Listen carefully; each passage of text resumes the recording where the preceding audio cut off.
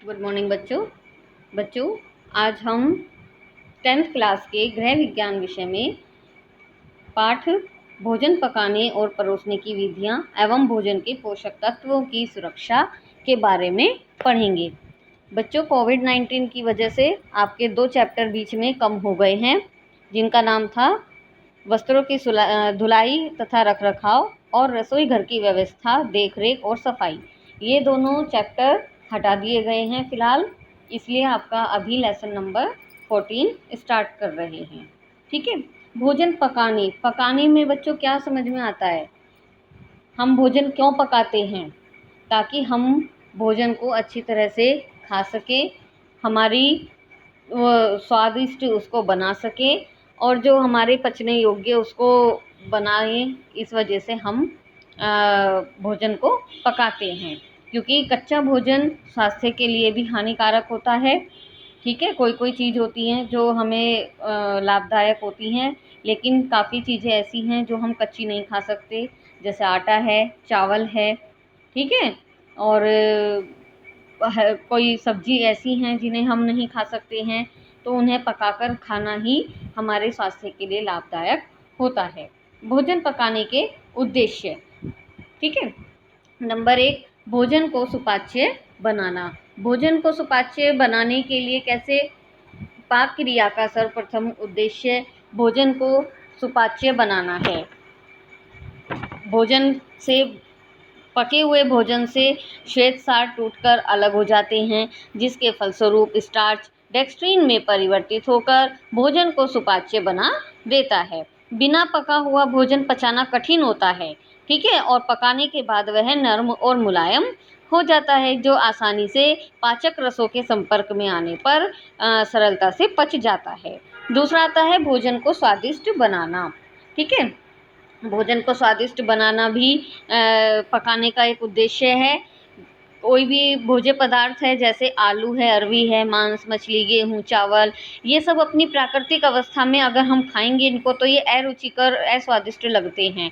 लेकिन अगर इनको भली भांति पकाया जाए तो ये हमें खाने में अत्यंत स्वादिष्ट लगते हैं और हम मनुष्य के उन्हें रुचिपूर्वक ग्रहण कर लेता है। थर्ड आता है भोजन को आकर्षक रूप प्रदान करना। ठीक है। आकर्षक रूप कैसे? जब हम भोजन को पकाते हैं तो वह देखने में सुंदर लगता है और सुगंध भी उसकी आती है, जिससे आपको मुंह में पानी आने लगता है। पकाते समय खाद्य पदार्थों को विभिन्न रंगों, आकृतियों और सजावट द्वारा आकर्षक बनाया जाता है। ऐसा भोजन पाकर व्यक्ति का मन प्रसन्न हो जाता है और वह उसका स्वास्थ्य भी सही बना रहता है। नंबर 4, खाद्य सामग्री को रोगाणु मुक्त रखना। रोगाणु मुक्त रखने के लिए भी इसका एक उद्देश्य है पकाने का। आप जानते हैं कि खाद्य सामग्रियों को उच्च ताप पर पकाने और उबालने से उनमें उपस्थित सभी जीवाणु नष्ट हो जाते हैं और भोजन ग्रहण करने वाले व्यक्ति के स्वास्थ्य को भी किसी प्रकार की हानि नहीं होती। इसीलिए भोजन को स्वास्थ्यप्रद बनाने के लिए भी उसे पकाना आवश्यक होता है। नंबर 5 है व्यंजनों को विविधता प्रदान करना। विविधता कैसी? कि प्रतिदिन एक जैसा आहार ग्रहण करते करते मनुष्य ऊब जाता है। ठीक है। आप भी रोज़ एक ही चीज़ नहीं खा सकते, तो वह अपने आहार को किसी न किसी नए रूप में देखना चाहता है। पाक क्रिया द्वारा ही खाद्य सामग्री को विभिन्न प्रकार के स्वादिष्ट व्यंजनों में परिवर्तित किया जा सकता है। इसी विविधता के कारण भोजन आकर्षक और रुचिकर प्रतीत होने लगता है। विभिन्न तरीके से पकाया गया एक ही प्रकार का व्यंजन मनुष्य में भोजन के प्रति रुचि उत्पन्न कर देता है। नंबर 6, खाद्य सामग्री का संरक्षण। खाद्य सामग्री का संरक्षण कैसे? कि जैसे दूध को उबाल कर रखना या दही जमाना, ये खाद्य सामग्री का संरक्षण के अंतर्गत आता है। ठीक है। इसी प्रकार से अचार, चटनी, पापड़, मुरब्बे, ये सब हैं, इनको आप किसी तरह से पकाकर और किस अलग अलग तरीके से आप विधियों का, पकाने की विधि का इस्तेमाल करके उसको खाद्य सामग्री को संरक्षित कर सकते हैं। तो बच्चों, ये थे आपके भोजन पकाने के उद्देश्य। अब आता है भोजन पकाते समय ध्यान रखने योग्य बातें। जब हम भोजन पका रहे होते हैं तब हमें किन किन बातों का ध्यान रखना चाहिए? जैसे स्वच्छता का ध्यान। जहाँ भी भोजन पका रहे हैं वह स्थान ठीक है। उसके पकाए जाने जिस बर्तन में भोजन पकाया जाए वह बर्तन, ठीक है। और रसोई घर के जो उपकरण अन्य हैं, गैस है, चूल्हा है और तवा है, ये सब बर्तन हमारे साफ़ होने चाहिए। प्लस जो व्यक्ति भोजन पका रहा है वह भी स्वच्छता का उसने अपनाया हुआ हो, तो वह भी स्वच्छ होना चाहिए। इससे क्या है, किसी भी तरह की गंदगी भोजन में नहीं जाएगी जो हमारे स्वास्थ्य को प्रभावित कर सके। नंबर 2 आता है योजनाबद्ध ढंग से कार्य करना। बच्चों, जब भी कोई हम कार्य करते हैं तो उसके लिए पहले एक योजना बना लेते हैं, ठीक है, कि हमें अब ये काम करना है तो हम किस किस तरह से ये काम करेंगे। अगर आप योजना बनाकर काम करते हैं तो आपका कार्य सरलता से और बहुत सफलता से हो जाता है, ठीक है। कम समय में सभी की आवश्यकताओं की पूर्ति हम कर सकते हैं। इसी तरह भोजन अगर आपको जिस टाइम भी पकाना है उससे पहले हमें उसके लिए योजना बनानी होती है और तब हम उसके अनुसार अपने परिवार की आवश्यकताओं को पूरा करते हुए भोजन पकाते हैं। नंबर 3 आता है मौसम के अनुसार भोजन पकाना। मौसम के अनुसार कैसे, कि ठंडे मौसम में गर्म तासीर वाले और गर्मियों में ठंडी तासीर वाले भोज्य पदार्थों को प्राथमिकता दी जाती है। इसमें ऐसा नहीं होता है कि आप सर्दी में ठंडे पदार्थ खाएं और गर्मी में गर्म पदार्थ खाएं। आपको ये भी इसका ध्यान रखना होता है कि हम मौसम के अनुसार कैसे भोजन पकाएं। तो आगे आता है नंबर 4 समय के अनुसार भोजन तैयार करना। समय के अनुसार कैसे, हाँ, परिवार में हर व्यक्ति का समय अलग अलग होता है। जैसे वयस्क व्यक्ति है वह ऑफिस जाएगा, या बच्चा है वह स्कूल जाएगा, कोई और है काम करने के लिए जा रहे हैं, वो किस टाइम जा रहे हैं, आ किस टाइम रहे हैं घर में, और उनकी क्या क्या आवश्यकताएं हैं, कितने पौष्टिक तत्वों की आवश्यकता है उनको, कितनी मात्रा में, यह सब हमें ध्यान रखकर भोजन का उनको तैयार करना होगा।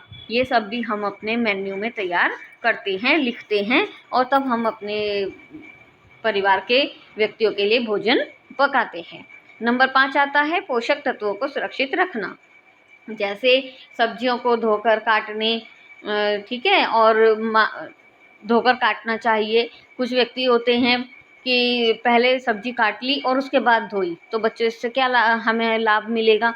इससे हमें कोई लाभ नहीं मिलेगा, बल्कि हमारे जो विटामिन्स हैं, पौष्टिक तत्व हैं और खनिज लवण है, वे सब पानी के साथ उसमें बह जाएंगे। तो ऐसा नहीं करना चाहिए, सब्जियों को धोकर काटना चाहिए। चावल को मांड सहित बनाना चाहिए, क्योंकि मांड में चावल जब पकता है तो पानी में उसके सारे पोषक तत्व आ जाते हैं, और जब हम मांड निकाल देते हैं, अलग कर देते हैं, तो वह सारे पोषक तत्व पानी में बह जाते हैं। इसी तरह हरी सब्जियों को पानी सहित पकाना चाहिए, इससे उनके पोषक तत्व नष्ट नहीं होते। आगे आता है भोजन को सुपाच्य बनाना। सुपाच्य कैसा, कुछ भोज्य पदार्थ होते हैं, गरिष्ठ भोज्य पदार्थों को पकाने के बाद गरिष्ठ भोज्य पदार्थों को भी सरलता से पचने योग्य बना देते हैं। जैसे आम का पन्ना है, पुदीना की चटनी है, रायता है, सलाद है, ये सब अगर हम साथ में लगाते हैं, खाने में यूज़ करते हैं, इस्तेमाल करते हैं, तो ये हमारे जो गरिष्ठ भोजन है उनको भी पचने में हेल्पफुल होते हैं। नंबर 7 भोजन को उचित विधि से पकाना।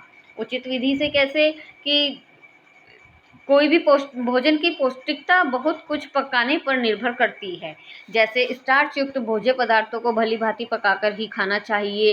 खाद्य पदार्थों को अनावश्यक रूप से आवश्यकता से अधिक नहीं पकाना चाहिए। अधिक पकाया गया भोजन स्वादिष्ट व सुपाच्य नहीं होता, और जहाँ तक संभव हो भोजन को ढककर पकाना चाहिए। उन्हें इसी प्रकार जिन सब्जियों को छीलना आवश्यक होता है उन्हें छीलें, और जिनको छीलना आवश्यक नहीं है, ऐसा लगता है कि ये छिलक सहित ही बन सकती है, तो उनको बिना छीले ही पकाना चाहिए। इससे उनके जो विटामिन होते हैं वह नष्ट नहीं होते। आगे है नंबर 8 अनावश्यक तथा हानिकारक तत्वों से बचाव रखना। भोजन पकाते समय भोजन को अनावश्यक हानिकारक तत्वों से बचाकर रखना चाहिए। जैसे खाद्य सामग्री को पकाते समय उसमें मीठे सोडे और घी, तेल, मिर्च, मसालों का प्रयोग कम करना चाहिए।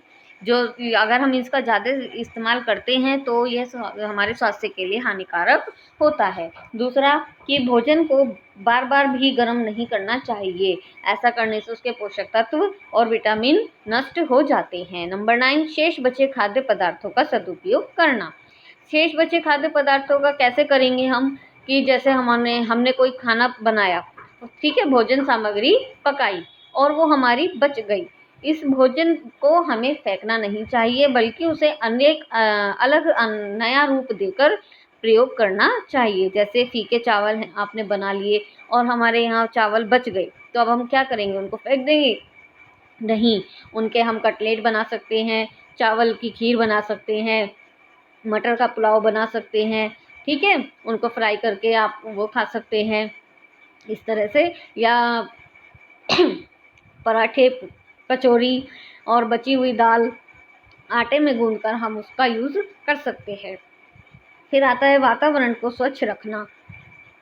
भोजन पकाते समय वातावरण की स्वच्छता के प्रति भी हमें सचेत रहना चाहिए। जैसे भोजन पकाने का स्थान पर एक झाड़न भी हो बर्तन को पोंछने के लिए, और एक तौलिया हो हाथ पोंछने के लिए। भोजन ग्रहण करने का स्थान भी शांत, स्वच्छ, सुखद होना चाहिए। अस्वस्थ तथा तनावपूर्ण वातावरण भोजन के आनंद व लाभ दोनों को समाप्त कर देता है। फिर आता है भोजन परोसना। भोजन परोसने के लिए चाहे बच्चों जो भी शैली अपनाई जाए, शैली से मतलब आप सब जानते हैं कि एक देशी और एक विदेशी शैली होती है, उनमें से आप कोई भी शैली अपनाकर भोजन परोस सकते हैं, लेकिन वह शैली कलात्मक और प्रसन्न हृदय से होनी चाहिए। जब भी हम भोजन परोसें, हमारा जो व्यवहार है, हमारा जो काम करने का तरीका है, वह ऐसा नहीं लगना चाहिए कि हम ज़बरदस्ती किसी को भोजन परोस रहे हैं, ठीक है। बहुत प्रसन्न मन से हमें किसी को भोजन परोसना चाहिए। यही भोजन परोसने का ढंग जो है, वही गृहिणी की सुगढ़ता और सुव्यवस्था पर निर्भर करता है, ठीक है बच्चों।